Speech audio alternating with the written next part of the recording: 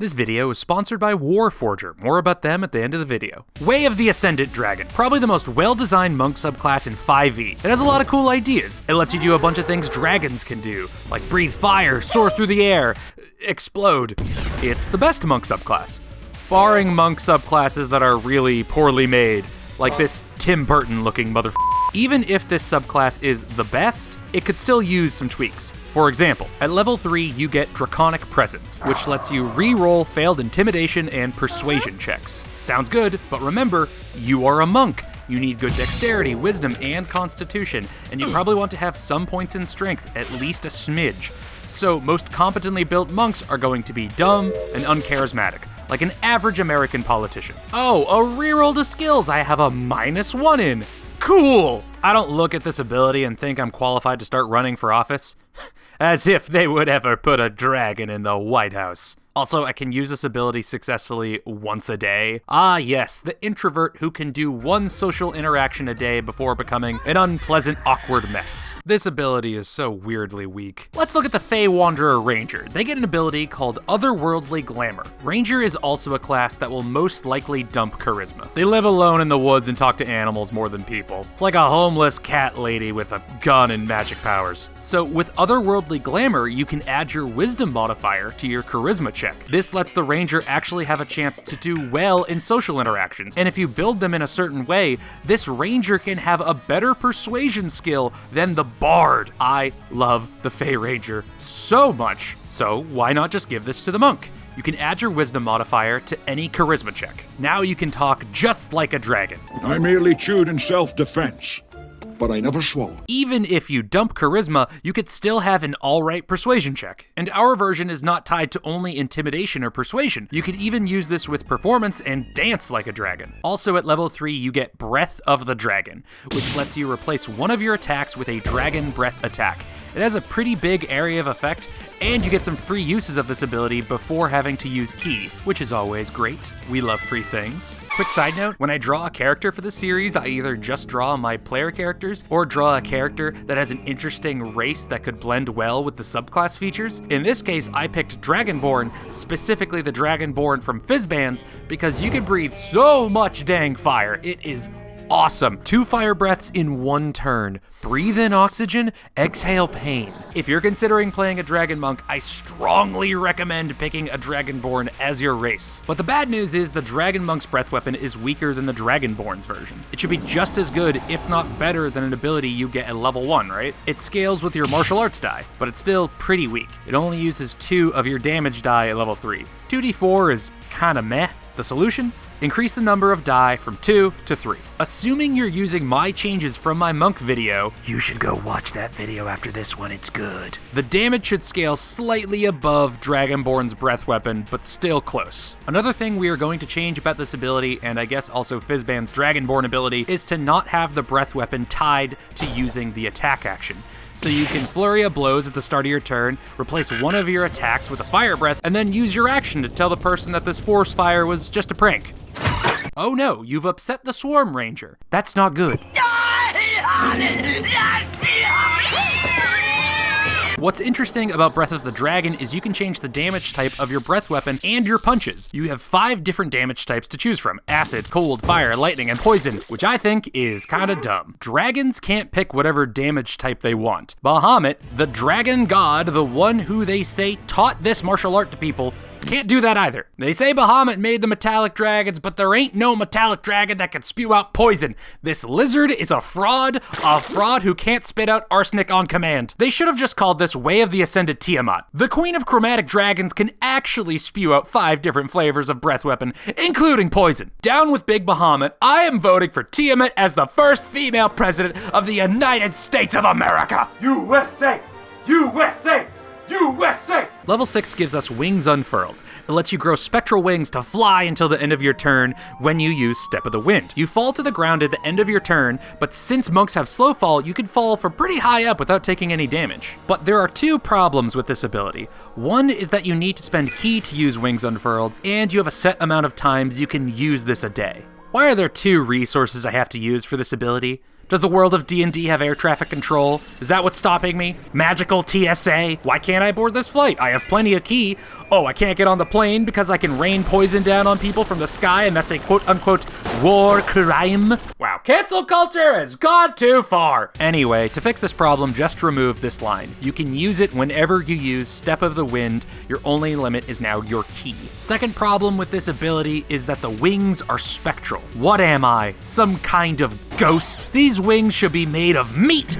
Big, leathery, meaty wings that pop out of your back like a fleshy jack-in-the-box. Where do the wings go at the end of your turn? Does your body absorb them? Or do they fall off you like a reindeer's antlers fall off their heads, littering the ground with discarded body parts? I think it should be the former. Leave a comment down below on how you would recycle your residual meat flappers. Speaking of comments, if you are enjoying this so far, consider liking the video, subscribing, or leaving a comment. The comment is not required to be meat-based, but it is encouraged. And consider joining the Patreon, where I use the feedback patrons give me to balance stuff for these videos. So if you guys do any of those things to appease the confusing algorithm, just know that I am tremendously thankful. Thank you. Level 11, Aspect of the Worm. It lets you frighten your enemies or make an aura that gives you and any friends in the aura resistance to a damage type of your choosing. Let's start with the scary one, Frightful Presence. For 1 minute, you gain the ability to use your bonus action to try and frighten a creature. I assume they do this by roaring or just looking scary, but the text of this ability leaves it vague, just like a dragon stat block, so it could be a roar, or maybe they throw a bag of spiders at a guy. Dragon Monk is already just making things up as they go, so I will too. I'm claiming throwing a bag of spiders at people to scare them is canon for how Frightful Presence works. But unfortunately, this bag of spiders is so weak compared to so many other options in the game. You have to be within 10 feet of a creature, it works on a single creature, and it's eating up your precious bonus action, the thing you need for a flurry of blows, or to sprout some meaty flappers. The Leonin race gets something similar at level 1, Daunting Roar, which has a chance to scare any creature within 10 feet of it until the end of your next turn. All for a bonus action. Roar and scare a bunch of people all at once instead of having to toss a bag of spiders at each individual, taking away even more bonus actions so you can't punch them into a red pulp because your hands are full of tarantulas you stole from the zoo. The Fear spell makes you use your action, but the range is a 30-foot cone, and anyone inside that cone is forced to sprint away from you. And that's a spell you can get at level 5. I would rather try and scare a bunch of people all at once instead of trying to scare one creature on each turn. At least that way I can go back to using my bonus action to whack people. And keep in mind, these abilities are obtained at a much lower level than this level 11 ability. Frightful Presence should be better than these. So we are changing Frightful Presence to Frightful Roar. I'm calling it a roar because I want to give the player some idea of what it's supposed to look like. It's like a tiger's roar, but even scarier. But flavor this however you want. You can go with a roar, or you can go with the canon official Wizards of the Coast approved Bag of Spiders method. As a bonus action, Frightful Roar lets you let out a terrifying roar to make any enemy within 30 feet of you make a wisdom saving throw. On a failure, they are frightened for 1 minute, or until they make a successful save at the end of their turn. With this, you can get most foes on the battlefield, and if there are a few that pass that save and you really want those individuals to fear you, spend 4 key to roar again. So roar and make all your enemies change their pants to a lovely shade of brown. The second part of this ability is called Resistance. Really swung for the fences on that name. It gives you an aura that makes you and your allies within 10 feet of you resistant to one damage type of your choosing. If this subclass was given to monks by dragons, then I doubt the content of the dragon's character because this ability is a trap. Down with Bahamut, 4 more years for Tiamat. Think about it. If you know some dragon is going to unleash its 90-foot cone fire breath on you, do you think you and your pals should huddle up as close together as possible?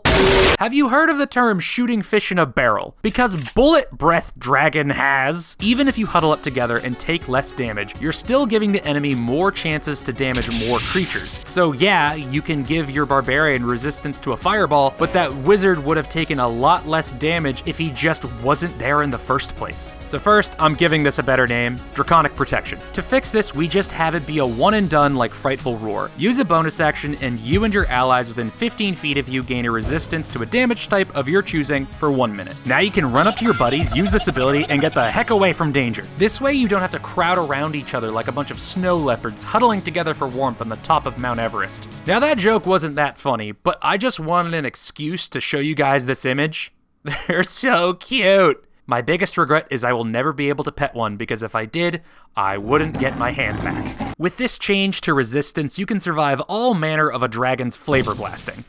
Except Gun Dragon. Gun Dragon always wins. Level 17. At this level, we get Ascendant Aspect, which makes your Breath of the Dragon better for 1 key, gives you a blind sight, and lets you explode. I was not kidding at the start of this video. The subclass lets you make yourself explode, but like in a way that doesn't hurt you. You know, like how dragons do all the time. And then they throw spiders at people. I don't have much to say about this, it's just really good. Augment Breath, if you're using my changes to Monk, makes your Breath of the Dragon deal around as much damage as a fireball. Blind Sight lets you sense invisible creatures. I guess dragons can do that by smell or something. They got big noses, they could probably smell pretty well. And Explosive Fury lets you explode when you use your Aspect of the Worm. The only change I'd make is the area of the explosion is 15 feet because we kinda did away with the whole aura thing their level 11 ability originally gave them. That, and you can choose to use both Frightful Roar and Draconic Presence at the same time. This way it frees up your bonus action so you can get back to whacking. Or you could just keep screaming. You ever scream so hard you explode? I don't know which dragon explodes when they feel like it, but you know which dragon should? Gun Dragon. I gotta make that stat block. You know, I do like how these buffs ended up, but I'm still miffed about picking whatever damage type you want. You're always going to pick whatever damage type the creature doesn't resist. It's hardly an engaging decision. If I'm given a bunch of different options, I think those options should be unique, right? Well, with this video's sponsor, Warforger, you can do that. Warforger is a new tabletop game that looked at multi-classing in 5e and just said, hold my beer. When I made a character in this system, I had the lead designer help me through the process. Unbeknownst to them, I had an insidious goal: make the dumbest character possible. I achieved that by making a biblically accurate angel person that summons an anchor to smite all those who denounce the glory of Red Lobster. I named this anchor man Ron Schmergandy, and the wild part is, despite the fact I was trying to make the memeiest character possible, the character was still really good. Somehow, this guy went with every dumb decision I made, and we still made a really good character. They addressed a problem with tanking in D&D. I can focus intently on my heavenly anchor. As long as I focus on it, I deal more damage. The only way to break that focus will be for someone to smack my character. So sure, you can attack the squishy wizard, but Ron Schmergandy will most certainly cave your skull in if you do. So the enemy is heavily incentivized to hit me and not the caster with glass bones. So obviously I picked up the Hydro Weapon enchantment to knock him so far away he has to spend actions to even reach me, meaning he will never get the chance to attack my squishy wizard or even attack me. So that focus stays on, but the head on his shoulders comes off. I'm tanking by virtue of knocking people away like golf balls. And I could have picked so many other damage types that all have special effects, like Cryo to freeze him in place, Acid to make him less likely to hit me, or I could double up on Hydro to knock him back further and banish him to Ohio. There are so many choices, and all of them have tangible effects. Ron Schmergandy is level 6 and like 3 different classes, but the build still works. Now these guys are releasing their playtest on March 24th, 2024, and you can try it for free. The link is in the description of this video. But if that wasn't enough, they are giving away 10 copies of their game, Deck of the Realms. If you want to enter this giveaway, click the link in the description. So what are you waiting for? Go click on the link in the description and try Warforger for free today. Shout out to the patrons: Panko6, Beefmaster, Copia, Manifesting, Nerd Enthusiast, Buddy B31, Hayden Tisthammer, Me Dead, Swampy McGee, Valen, Volum, Zakulu, and Zethalos. Your continued support is greatly appreciated. Thank you, thank you, thank you.